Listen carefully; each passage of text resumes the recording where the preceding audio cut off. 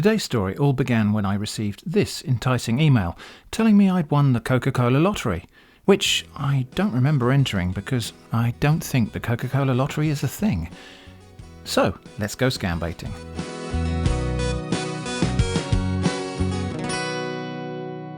The email reads, "Congratulations, your email address has won the sum of $750,000 in the Coca-Cola lottery, conducted through random electronic ballot system drawn from email addresses from different companies in the world. Your winning secret code is 344521. Send below details and your winning secret code 344521 to your appointed claims agent." Of course, they wanted my personal information. You know the kind of information you should never share with a stranger on the internet. But what about this secret code? I mean, it can't be all that secret if they're just emailing it out at random. But anyway, I replied, 334251. No response? Maybe I got that wrong. I tried 334215. Still nothing. Not a great start, but it gave me an idea. Mr. Jeffrey Ike emailed me to say, "Dear beneficiary, with respect to the provision, Section 17 of Decree 114 of the 1999 Constitution, I was directed to inform you that your payment verification and confirmations is okay. Therefore, we are happy to inform you that the arrangements has perfectly concluded to effect your payment as soon as possible, in our bid to be transparent in line with the programme of the present administration of Mr. Patrice Talon, President of Benin Republic, in his crusade against corruption in African. However, it's our pleasure to inform you that the ATM card with this number has been approved and upgraded in your favour. Meanwhile, your secret PIN number is 3128. The ATM card value is $10.5 million US dollars only. You are advised that a maximum withdrawal value of $20,000 is permitted daily, and we are duly interswitched, and you can make withdrawal in any location of the ATM centre of your choice nearest to you." Anyway, there's a secret PIN number, but I'm not sure that's what I need. I asked, "Is there a secret code?" Jeffrey from the FedEx company, or maybe the Index Compay, responded, "Nope, the only fee that you will pay is $150, thank you." No secret code? Okay, can you set up a secret code, please, for secrecy? The scammer replied, "All right, I will do that for you, but you need to send this $150 before setting the code immediately. Can you send it via Bitcoin wallet?" I was quick to object. "I don't think it would be safe to do that until the secret code is in place. Please set that up first." "It has been set," confirmed Jeffrey. "Okay," I said. "How does it work? Also, what is a Bitcoin wallet?" "Here is the Bitcoin's wallet account," said the scammer. "Here, it's Bitcoin's wallet." I couldn't understand it, I complained. "It's just a load of numbers and letters. How is that like a wallet?" The scammer tried again. "That doesn't look like a wallet either," I said. "It was some squares." "Wait, is this a joke? Are you joking a joke with me?" But unfortunately, this scammer had abandoned the conversation. Never mind, plenty more scam emails in my honeypot mailboxes. For example, "Congratulations, this email is from Elon Musk and Team SpaceX's founder, CEO and chief engineer, early-stage investor, CEO and product architect of Tesla Inc., founder of The Boring Company, and co-founder of Neuralink and OpenAI. With an estimated net worth of around $245 billion, your email was randomly selected from the European and US email database, and you received 18,087.71 Tesla stock, equal to $4,124,270 US dollars at $258 per stock. Please take this email very, very seriously and email the claims department." Very seriously, eh? Well, I'll do my best. "Thank you," I replied. I received back a very long and obviously templated email, reiterating that this mysterious donation was from Elon Musk, providing a bit of biographical information about the fellow, in case I'd been living under a rock or something, asking for my personal information of the kind you should never share with even a very famous and rich stranger on the internet. More waffle, and best regards, and God's blessings. I replied, "Okay, but I don't know some of the required information.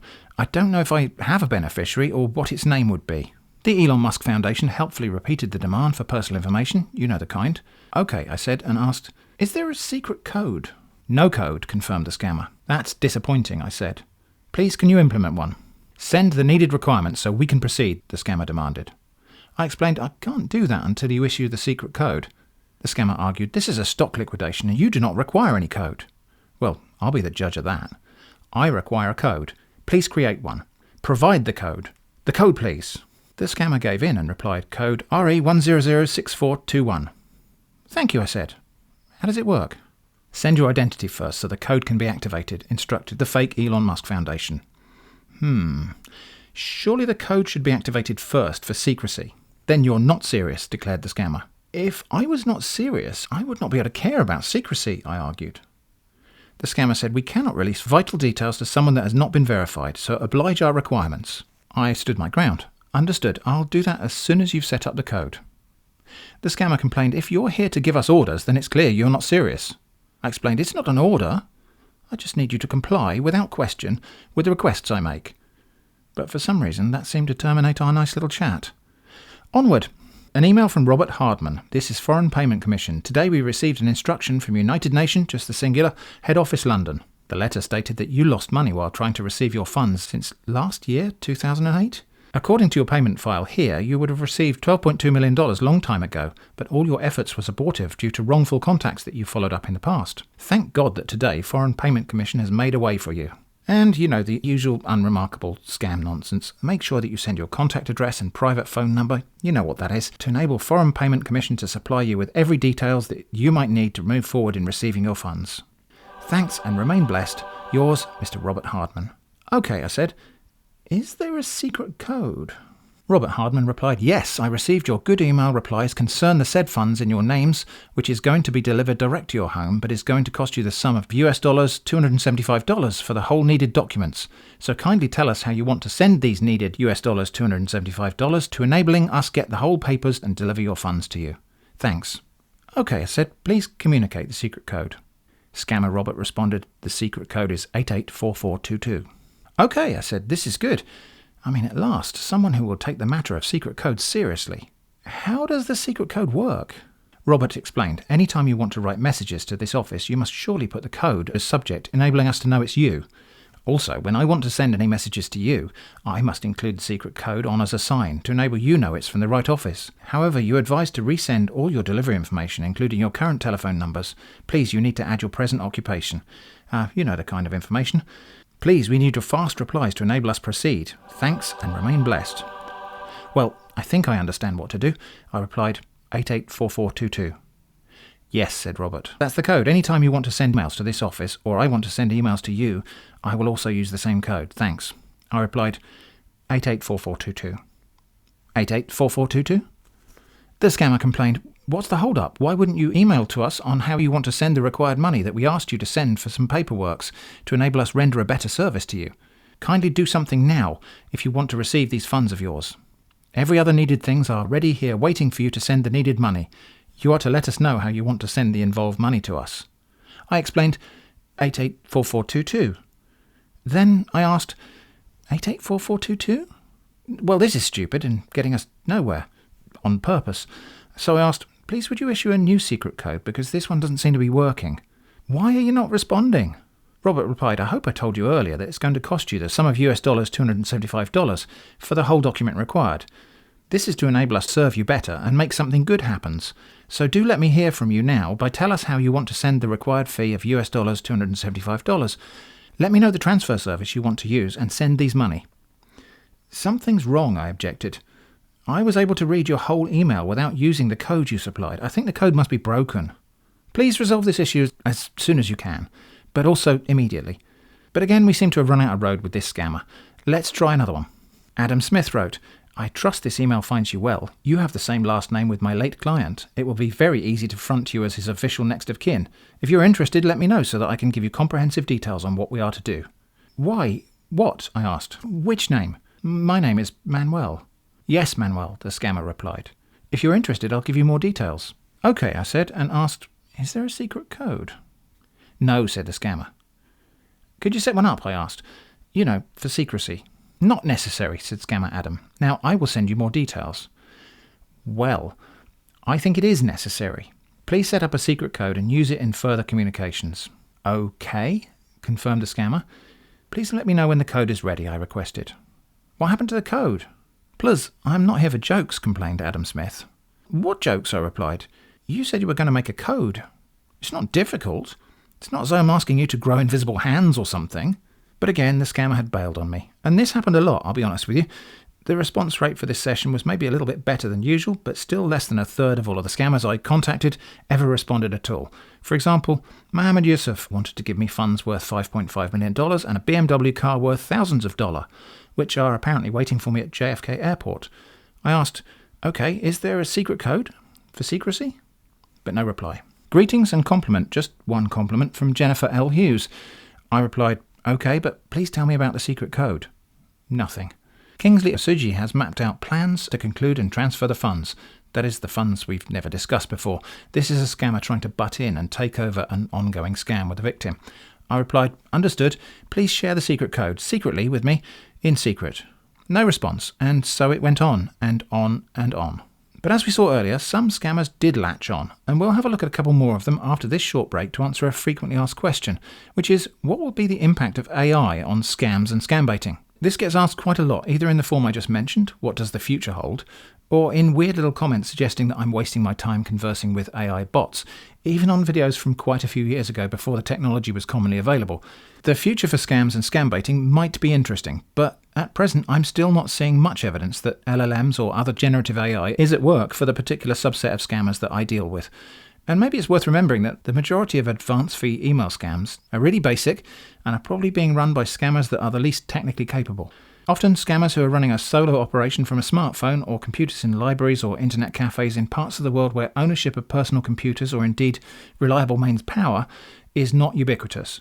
Whether or not it's right or fair for me to bait scammers living in such conditions is a question I have addressed elsewhere and may revisit sometime. But I think I'm right in believing that the particular scammers that happen to cross my path in these videos are not at the front of the queue to be adopting AI technology in their so-called work. Now, of course, things have come along in leaps and bounds in the world of AI, and you don't even need powerful computing resources for things like ChatGPT. But then getting ChatGPT to actively participate in writing a scam is, whilst not impossible, not completely simple either. Regardless, I'm not seeing much evidence that it's happening yet with the scammers I deal with. And I mean evidence like the characteristic repetition and over-explanation that is a fairly recognisable shibboleth of ChatGPT and other LLMs. I think it might be true that a lot of people's assumptions about what scams are and where they come from could be based on just one common type of scam, the so-called Indian call centre scammers. In reality, there's not just one type of scam or one kind of scammer, and I'm interacting with the parts where, as far as I can tell, AI hasn't made inroads yet. In other sectors of the scambaiting world, where the scammers are part of an organisation with resources and management, like the call centre stuff, sure, I imagine they might already be using it, and it's probably going to give them advantages of some kind. It might even be that AI in those places creates such a differential as to drive my advance fee email scammers right out of business. We'll have to wait and see. Anyway, back to the scambaiting. Mrs. Teresa Bolt wrote, "Greetings. I've registered your ATM card of $4.9 million US with WinX Express Courier Company with registration code of this shipment code. Please contact them with your delivery information." Of course they wanted my personal information. You know the kind of information you should never share with a stranger on the internet. I was to contact Mark Fisherman. And finally, I have paid for the delivery fee and stamp duty cost. The only fee you have to pay is their security keeping fee only.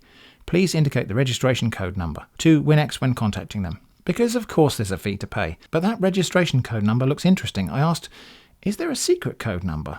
The scammer replied, yes, there's a code for the ATM card. Thank you, I said, but that's not what I meant. I mean a secret code. The scammer confirmed, there's no secret code.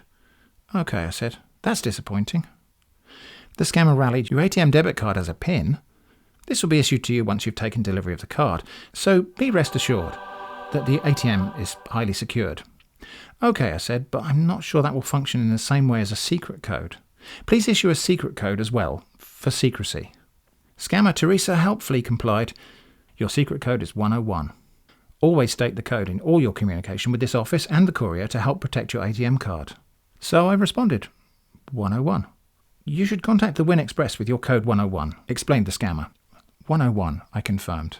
Send your mailing address to name of Director Mark Fisherman, Postmaster General, instructed the scammer. 101, I replied. And to Mark Fisherman, I wrote 101. No response, so I repeated 101. 101? 101. Doesn't seem to work. So I wrote back to scammer Teresa, 101. The courier company will not reply. Teresa said, the courier just clarified to us that you have not responded to their message, as they asked you to send your mailing address. Please submit your mailing address to them, as they will update you the delivery process once you forward this information. I complained, 101. I have emailed them several times. Why are they lying to you? The scammer said, I've just contacted the courier to mail you again, and you should update me once you receive their correspondence. I said, 101. And just for good measure, I also emailed the delivery office again to say, 101. Teresa was not happy. The courier forwarded your mail to them, and all you wrote was 101. What was that supposed to mean? If you're not serious, please stop wasting my time here. Best regards, Teresa Bolt. I complained, it's the code you gave me. How could you have forgotten? Scammer Teresa tried to explain. You should respond to the mailing requirement, and the code should be only your subject. Follow up with the courier directives on your ATM delivery, and do not mess things up for yourself. So, just the code as the subject. Okay, got it. I sent the scammer's office email a blank message with the subject line 101.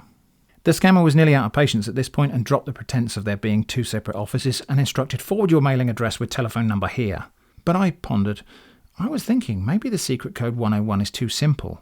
Can we use one that's a bit better? But sadly we had exhausted the patience of this particular scammer and there was no further reply. No matter though, because greetings from Citibank. We are writing to inform you that your ATM card is still waiting to be claimed. Okay, I replied, as I often do. The Citibank scammer wrote back, kindly provide your full name and home address for verification immediately. The ATM card will be mailed to you as soon as the verification is complete. Okay, well I'm not sure about sharing that sort of information with a stranger on the internet without some kind of security precautions in place, so... Okay, before we do that, please can you tell me if there's a secret code that we must use?